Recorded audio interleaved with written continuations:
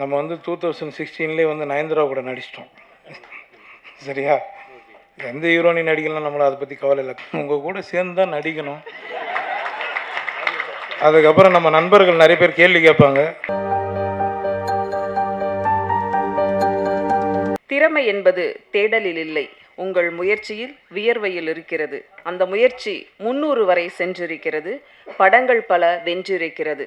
தோற்றத்தில் சாதாரணமாக தெரிந்தாலும் கொடுக்கும் கதாபாத்திரத்தை தன்வசமாக்கி நம்மை சிரிக்க வைப்பதில் இவரே சரித்திரம்.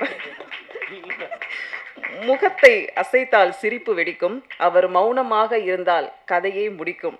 காமெடி தளத்தில் தனித்த பாதை, தமிழ் சினிமா கொண்டாடும் புதிய கதை நாயகன்.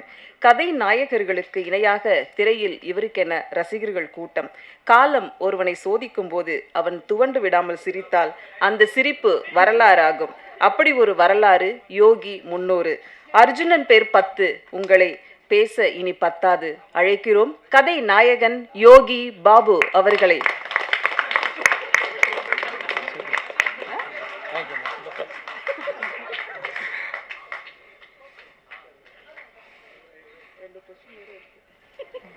டேய், நீ எதுக்குறாங்க வந்த முன்னாடி பலா? எல்லாருக்கும் வணக்கம். இந்த படத்தில் வாய்ப்பு கொடுத்த producer Thangapandian sir, Keerthika madam, Rajmohan, உங்களுக்கு ரொம்ப நன்றி. 300 எப்படா கண்டுபிடிச்சு? இது நமக்கு பத்தாது. நடிகராக இருந்துட்டா நமக்கு வந்து நம்மளே ஒரு நம்பர் போட்டு நம்மளே இதை வந்து பெருமைப்படுத்துறத விட காலம் கடைசி காலகட்டத்தில் சொல்லணும். நாகேஷ் சார், மனோரமா, நான் நகைச்சுவை நடிகர்னு சொல்கிறேன், எல்லோரும் சேர்த்து தான் சொல்கிறேன். அந்த இடம் அந்த அந்த லெவலில் நம்ம போகணுன்னு ஆசைப்பட்றேன், அவ்வளோதான். எனக்கு இது வந்து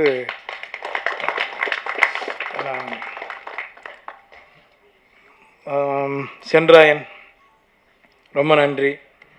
என் சீன் அழுகுற மாதிரி நான் எதுவுமே பண்ணல, ஆனால் சரி பார்க்கலாம், வச்சுருக்கேன் நான் எடிட்டில். அடுத்து மைனா, உங்களுக்கு ரொம்ப நன்றி. அனாமிக்காவா, ராஜ்மோகன், நம்ம வந்து 2016 வந்து நயன்தாரா கூட நடிச்சிட்டோம். சரியா? எந்த ஹீரோனி நடிக்கலாம், நம்மளை அதை பற்றி கவலை இல்லை, கதை தானே நமக்கு முக்கியம். சரிங்களா? ரொம்ப நன்றி நீங்கள் என் கூட நடித்ததுக்கு. இமான் சார் பற்றி சொல்லணுன்னா, அவர் பயங்கரமாக என்ன பாராட்டினார். நான் உண்மையிலே சொல்கிறேன், அவர் எனக்கு ரொம்ப பிடிச்ச ஒரு மியூசிக் டைரக்டர். ஏன்னா நாங்கள் வந்து பிரபு சலமன் சார் படம் பண்ணிகிட்ருக்கோம். அப்போது மேம்போ படத்தில் வந்து அதிகமாக பிரபு சலமன் சார் வந்து நானும் அவரும் உங்களை பற்றி தான் சார் நிறைய பேசிகிட்ருப்போம்.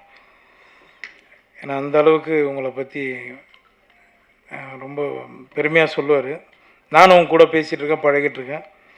கண்டினியூவாக எல்லா படங்கள்லையும், என்னோடய லீடு படங்கள்லையும் நான் உங்ககிட்ட கொடுக்கணுன்னு ஆசைப்பட்றேன் சார். கண்டிப்பாக நீங்கள் பண்ணி கொடுங்க சார். ஏன்னா நான் இந்த படத்துக்கு ரிக்வெஸ்ட் பண்ணேன், அவர்கிட்ட ஒரு சின்ன விஷயத்த ஹெல்ப் பண்ணார். ரொம்ப நன்றி சார். இப்போ காளி, ஏன் போஸ்டர் மாதிரியே வச்சுனுங்கிற மூஞ்சி தூக்கம் வந்துச்சா? காளி வெங்கட் எனக்கு ஒரு நல்ல நண்பர், சொன்னவனே வந்துட்டாப்புல, வந்து பாபு பண்ணிடலாம் பாபு அப்படின்னாரு. அதுக்கப்புறமா அவர் படத்துலேயும் இப்போ ஒரு நண்பர் கேட்டிருக்காரு, நீங்கள் ஹீரோ பண்ணுற படத்தை. கண்டிப்பாக நான் வரும் காளி, 2 சீனாக இருந்தாலும் பண்ணி கொடுத்துட்றேன். நெத்திலன் இன்னும் எதிர்பார்த்துட்ருக்கோம். ரொம்ப நன்றி இங்கே வந்ததுக்கு, எங்கள் ஆடியோ ஃபங்க்ஷன் வந்ததுக்கு. லிரிக்ஸ் ரைட்டரு அப்புறம் நேதா சார் ரொம்ப நன்றி. Madan sir, Ramesh sir, Soundarya madam, என்னோடய நண்பன் பொம்மநாயகி டைரக்டர் சார் ரொம்ப நன்றி. கேமராமேன் பிரதீப், எல்லோரும் ரொம்ப நன்றி. நான் இன்னைக்கு கொஞ்சம் இதெல்லாம் எல்லா மேடையில் கொஞ்சம் தான் பேசிட்டு இறங்கிடுவேன். சரி, கொஞ்சம் அப்படி பேசுகிறேன், கொஞ்சம் டயர்டாக இருப்பீங்க எல்லோரும். ராஜ்மோகன் வந்து எனக்கு ராஜபாட்டிலேருந்து எனக்கு நல்லா பழக்கம், கிளப்போடு அடிச்சுருந்தான். அதுக்கு முன்னாடி நான் அவர் அண்ணன் சுப்பிரமணிய சிவானன் சொன்ன மாதிரி வந்து ஒரு ஆற்காடு பக்கத்தில் ஒரு கிராமம், அந்த கிராமத்தில் எங்கள் தாத்தாவோட பூர்வீகம். நாங்கள் பிறந்ததெல்லாம் எல்லாமே சென்னை வாசி தான். நாங்கள் எல்லாமே வெளியூர்லேருந்து வந்துட்டால் மட்டும் இங்கே வந்து வாய்ப்பு ரொம்ப கஷ்டம் கிடையாது. சென்னையில் பிறந்தவங்களுக்கு ரொம்ப கஷ்டம். நான் இந்த 24 வருஷம் அனுபவப்பட்டிருக்கேன். 2009 வந்து யோகி தான் உங்களுக்கு தெரியும். அதுக்கு முன்னாடி நான் லொல்லு சபா எல்லா சேனல்லையும் ஒர்க் பண்ணியிருக்கேன். எல்லார்கிட்டையும் ஒர்க் பண்ணியிருக்கேன். ஆர்ட் டைரக்டர்கிட்ட ஒர்க் பண்ணியிருக்கேன். நிறைய வேலை பார்த்துருக்கேன். அது நான் என்னோடய வளர்ச்சிக்கு நான் பண்ணி தான் ஆகணும். ராஜ்மோகனை பற்றி நான் சொல்லிடுறேன். அதோட சொல்லிட்டு முடிச்சுக்கலாம். வந்து என்கிட்ட ஒரு முறை கதை சொன்னான். கதை சொல்லிவிட்டு அதுக்கப்புறம் கொஞ்ச நாள் காணாமல் போயிட்டான். இப்போ நான் என்னோடய ஆஃபீஸில் உட்காந்துக்கும்போது ராஜ்மோகன் ஞாபகம் வந்தது எனக்கு. இவன் என்ன பண்ணுறான் அப்படின்ட்டு ஒரு நாள் ஃபோன் அடித்து கேட்டேன். ரொம்ப ஒரு 3 வருஷம் இருக்குமாடா, ஒரு 3 வருஷம் இருக்குல்ல, 3-4 வருஷத்துக்கு அப்புறம் நான் அவனுக்கு ஃபோன் அடித்து என்னடா பண்ணுற அப்படின்னா, ஆனால் இது மாதிரி ஒர்க் பண்ணிகிட்ருக்கேண்ணா சினிமா கொஞ்சம் அப்படின்னு, வாடா படம் பண்ணலான்னு சொல்லி கூப்பிட்டு அதுக்கப்புறம் தான் மீட் பண்ணோம். அது அப்படி தான் இந்த படம் ஆரம்பித்தோம். சரிங்களா? இது வந்து இது மாதிரி நிறைய டைரக்டர், அசிஸ்டன்ட் டைரக்டர் எல்லாருக்குமே நான் ஹெல்ப் பண்ணுறதுக்கு ரெடியாக இருக்கேன்.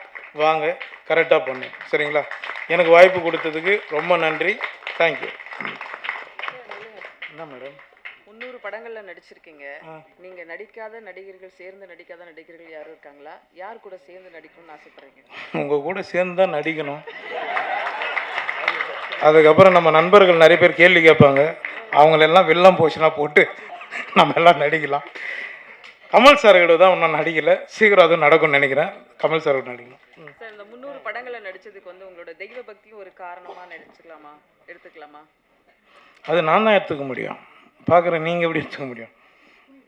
தெய்வ பக்தின்றது எல்லாருமே எல்லா மதம் எல்லாரும் ஆளுங்களும் எல்லாரும் அவங்கவுங்க கும்பிட்டுட்ருக்காங்க. அவ்வளோதான்.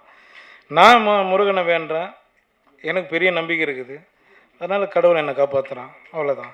300ன்றது ஒரு வேளை அதிகமாக சொல்லலாம், 3000 கூட ஆகலாம். ஹீரோயின் பற்றி 2 வார்த்தை சொல்லுங்களேன். ஹீரோனி தான் சிவிட்டு ரிவிட்டுன்ட்டு போயிட்டாங்களா அப்படின்ட்டாங்க. ஹீரோனிக்கு எனக்கு என்னங்க இருக்குது? நான் என்னங்கன்னா நான் எந்த ஃப்ரேமில் நின்னாலும், இப்போ நான் என் தம்பி ஷான் சொன்ன மாதிரி தான், எந்த ஃப்ரேமில் நின்னாலுமே எனக்கு காமெடினா தான் முதல்ல நான் அந்த முகத்தை காட்டிவிடுவேன். ஏன்னா அந்த காமெடி தான் எனக்கு சோறு போட்டுனுது இன்றைக்கும். அதனால் லீடு கதைக்கு நீங்கள் யூஸ் பண்ணீங்க, காமெடினாவும் என் வாழ்க்கையை நான் ஓட்டுறோம். அவ்வளோதான். வேறு என்ன மேடம், பெல் அடிக்க சொல்லட்டுமா? உங்கள் ரசிகர் 300 படங்கள் வரைக்கும் கொண்டு வந்த உங்களோட ரசிகர்களுக்கு நீங்கள் என்ன சொல்லணும்னு நினைக்கிறீங்க? ரொம்ப ரொம்ப நன்றி. இது கம்மி, இன்னும் நிறைய உங்களுக்கு நான் கொடுப்பேன். ரொம்ப சந்தோஷம். நன்றிங்க எல்லாரும். இன்னும் ஒரு 5 நிமிஷத்தில் இந்த விழா நிறைவுறும். இப்போது யோகி பாபு கதை நாயகன் அவர்களுக்கு தயாரிப்பாளர் ஒரு பெரிய மலர் மாலை அணிவித்து தன்னோட அன்பை செலுத்துவார். அடுத்து ஒரு கேக் கட்டிங் இருக்குது. வித்தியாசமான முறையில் இந்த படத்தோட ட்ரெய்லர் ரிலீஸ் ஆக போது. ஒரு 5 நிமிஷத்தில் எல்லா நிகழ்வும் நம்ம நடத்த போகிறோம். கொஞ்சம் வெயிட் பண்ணுங்கள். சொல்லுங்கள், அவர் தான் முக்கியம். சாரி, சுந்தரபாண்டி அவருக்கும் நான் நன்றி தெரிவிச்சுக்கிறேன். அசிஸ்டன்ட் டைரக்டர் எல்லாருமே நன்றி. தேங்க்யூ. இவ்வளோ பெரிய மாலை லாரி டயர்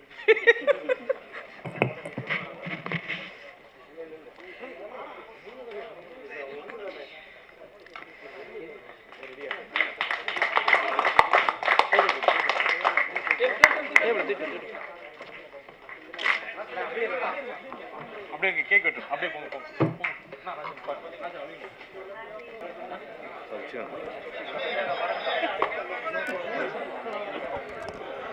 இவ்வளோ க்ளோஸ் இருந்தால் தெரியுது. எனக்கு இந்த போஸ்டரோட எடுத்தாங்க.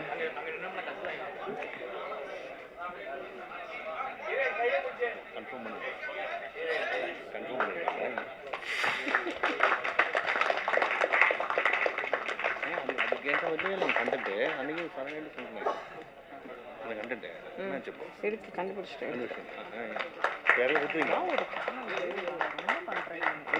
ரெடியாக இருக்கு. இது ஒன்றா ஸ்டோனி இன்னும் கேளுங்க. சோனியில் நான் இன்ட்ரெஸ்ட் பண்ணிடுறேன், போகிறீங்களா?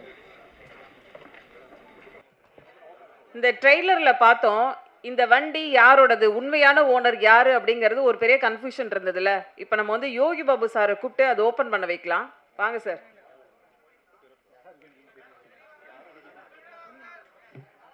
கொஞ்சம் அங்கே பின்னாடி விஷுவல் எடுக்கிறதுக்கு கொஞ்சம் கொடுங்க. ஃபர்ஸ்ட் யோகி பாபு சார் நீங்க ட்ரை பண்ணுங்க.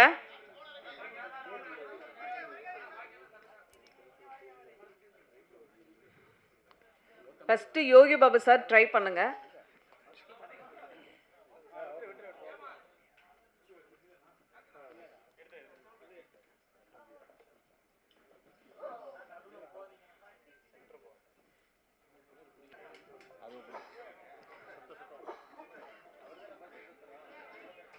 என்ன சார், அந்த வண்டிக்கு நீங்களும் ஓனர் இல்லையா? காளி வெங்கட் சார் ட்ரை பண்ணலாமா? மைக் கொடுங்க, ஹேண்ட் மைக் கொடுங்க. ஒரு நிமிஷம் இருங்க, ஃபர்ஸ்ட் யோகி பாபு சார் சொல்லுங்க, இது வந்து உங்க வண்டி இல்லையா அப்படிங்கிற மாதிரி. என் வண்டி இல்லை.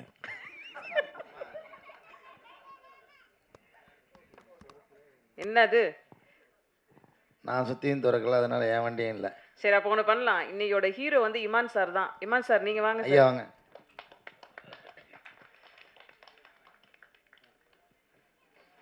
வாவ்!